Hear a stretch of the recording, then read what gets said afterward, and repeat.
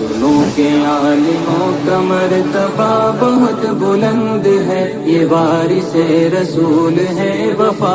بازار سے سامان خریدتے ہیں، وہ سامان آپ کا ہو جاتا ہے، آپ جیسے چاہتے ہیں اس کو استعمال کرتے ہیں، آپ کا اس پہ حکم چلتا ہے۔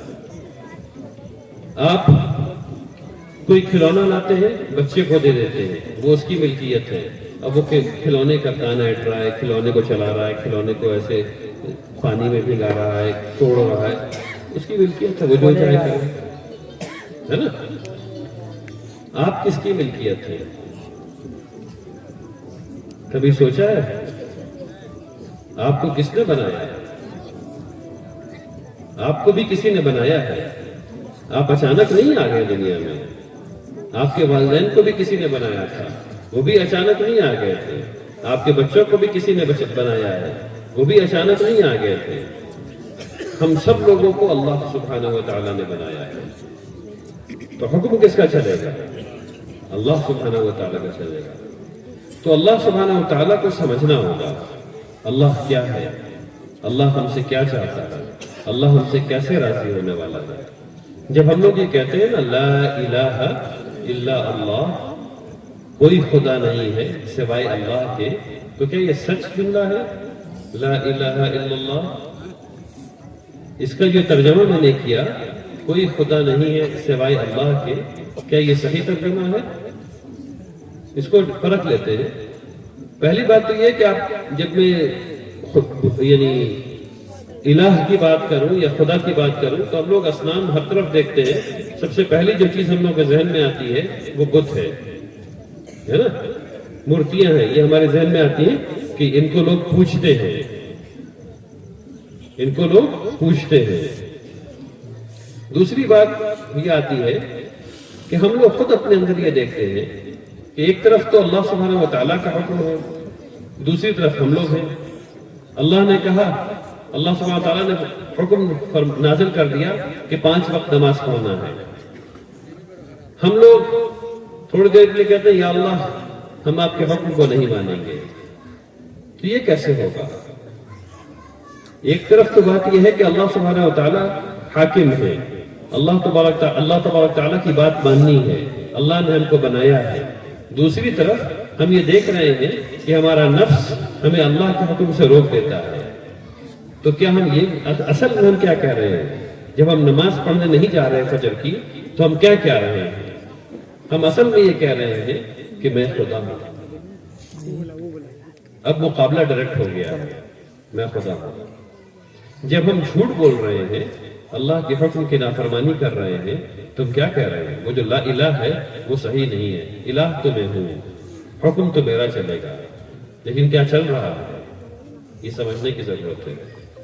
تو اس بات کو سمجھیے کہ جب آپ اپنے نفس کو اللہ کے احکام کے اوپر کر دیتے ہیں تو آپ کچھ اتنا غلط کر رہے ہیں، میں کچھ اتنا غلط کر رہا ہوں جس کے لیے مجھے فوراً توبہ کرنی ہے، فوراً سر کو سجدے میں گرا دینا ہے۔ تو اصل ترجمہ کیا ہوگا؟ لا الہ کا اصل ترجمہ یہ ہے کہ اللہ کے علاوہ کوئی عبادت کے لائق نہیں۔ ہم یہ اپنے آپ کو خدا تو بنا دیتے ہیں لیکن ہم عبادت کے لائق نہیں۔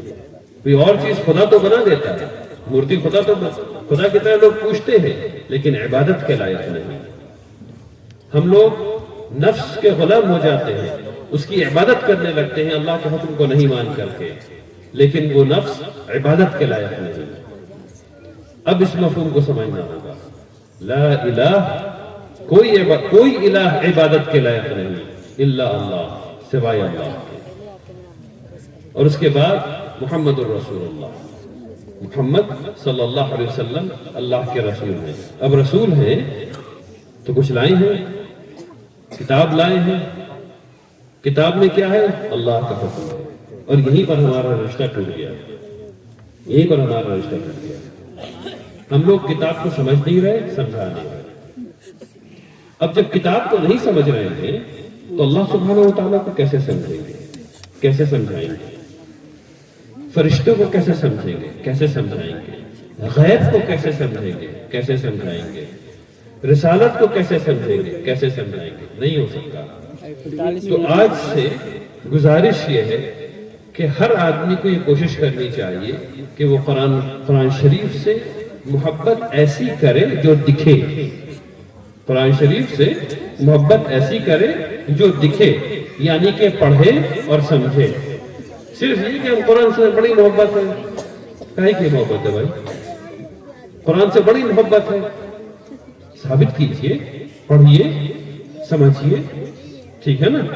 جب یہ کیجئے گا تب اللہ سے رشتہ مضبوط ہوگا، جب یہ کیجئے گا تب اصلاح معاشرہ نہیں کرنا پڑے گا، تب یہاں پہ ہم لوگ شاعر اسلام صاحب کو بلا کر کے رات بھر جو ہے وہ نعت سن سکیں گے، ٹھیک ہے نا؟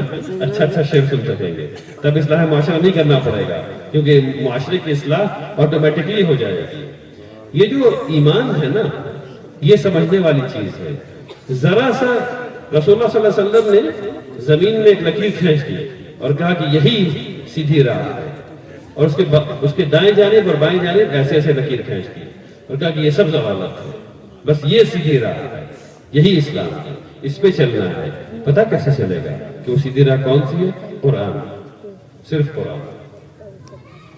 جب آپ اللہ کے کلام کو پڑھیں گے، رسول اللہ صلی اللہ علیہ وسلم کے اقوال کو پڑھیں گے، ان کے بارے میں جانیں گے، حدیث کو پڑھیں گے، تب سمجھ میں آئے گا کہ یہ سیدھی راہ تھی۔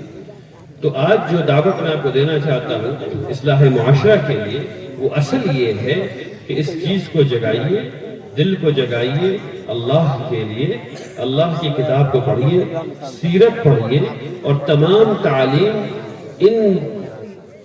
اس اسلامی بنیاد پر قائم کیجیے۔ ہر وہ تعلیم جو اس بنیاد کے بغیر ہے، اس کے اندر کھوٹ ہے، وہ آپ کو کہیں غلط لے کے جائے گا۔ اب وقت نہیں ہے لیکن میں آپ کو اس کی مثال دے سکتا ہوں، اور لیکن میں سوچتا ہوں کہ 1 منٹ میں اس کی مثال دے ہی دوں۔ سائنس کے پاس بڑی قوت ہے، اور اللہ تبارک تعالیٰ دعوت دیتے ہیں قرآن میں سائنس پڑھنے کی۔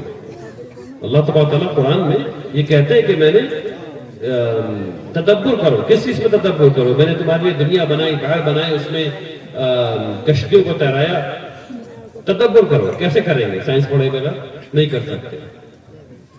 لیکن یہ حکم کون دے رہا ہے؟ یہ اللہ تبارک تعالیٰ دے رہا ہے۔ یہی فنڈامنٹل، یہ بنیادی فرق ہے جو آپ کو سمجھنا ہے۔ سائنس کس نقطۂ نظر سے پڑھنا ہے؟ اللہ سبحانہ و تعالیٰ جس نقطۂ نظر سے چاہتے ہیں اس نقطۂ نظر سے پڑھنا ہے۔ سائنس میں بڑی قوت ہے، اللہ نے سائنس میں بڑی قوت رکھی کیونکہ وہ اللہ کی سنت ہے۔ اللہ تبارک تعالیٰ نے دنیا کو چلا دیا، دنیا گھوم رہی ہے۔ کس نے بنایا دنیا کو؟ سائنس نے بنایا یا اللہ نے بنایا؟ اللہ نے بنایا میرے بھائی۔ وہ فزیکل پرنسپل، وہ مٹیریل سائنس کس نے بنائی؟ اللہ نے بنائی۔ اب اس کو آپ پڑھیں گے، اس پر تدبر کریں گے تو آپ کو قرآن سمجھ میں آئے گا انشاءاللہ، ٹھیک ہے نا؟ اب سمجھیے اس بات کو، سائنس میں بڑی طاقت ہے اور آپ قرآن نہیں پڑھ رہے۔ تو ایسے ہی ایک صاحب تھے، انہوں نے قرآن نہیں پڑھا، انہوں نے ایٹم بم بنایا۔ اگر قرآن پڑھے ہوتے تو پتہ چلتا کہ مسلمان ایسے ہتھیار نہیں بنا سکتے جو ہزاروں لوگوں کی جان لے لیں۔ ایٹم بم نے تو لاکھوں لوگوں کی جان لے لی۔ تو یہ بنیادی فرق ہے، اس میں انشاءاللہ لمبی گفتگو ہو سکتی ہے، انشاءاللہ اللہ نے موقع دیا تو پھر کبھی کروں گا۔ اس بات کو سمجھیے کہ تمام علم قرآن کی بنیاد پر اگر نہیں ہو تو وہ آپ کو غلط راہ میں لے جا سکتا ہے۔ تمام علم اگر قرآن اور سنت کی بنیاد پر نہیں ہے تو وہ آپ کو غلط راہ میں لے جائے گا۔ اگر وہ اس کی بنیاد پر ہے تو آپ ایٹم کو ڈھونڈ کے نکالیں گے، اور اس سے جو انرجی پیدا ہوگی اس سے آپ بلب جلائیں گے، آپ بم نہیں بنائیں گے۔ بات سمجھ میں آ رہی ہے؟ یہ فرق ہے ایک مسلمان کے سوچنے کا اور ایک غیر مسلم کے سوچنے کا۔ اخیر میں آئیے، اللہ میں دعا کرانے والا تھا لیکن مجھے احساس ہوا کہ دعا آخر میں ہوگی انشاءاللہ، میرے جانے کے بعد جب آخر میں جو گفتگو ہوگی۔ تو میں اپنی بات یہاں پہ ختم کرنا چاہتا ہوں۔ آپ سب لوگوں کا بہت شکریہ کہ آپ لوگوں نے مجھے یہاں آنے کی دعوت دی۔ بارک اللہ فیکم جمیعا۔ اللہ تبارک تعالیٰ آپ سب لوگوں کو صحت سے رکھے، خوش رکھے۔ وآخر دعوانا ان الحمد للہ رب العالمین۔ بارک اللہ فیکم جمیعا۔ السلام علیکم ورحمۃ اللہ وبرکاتہ۔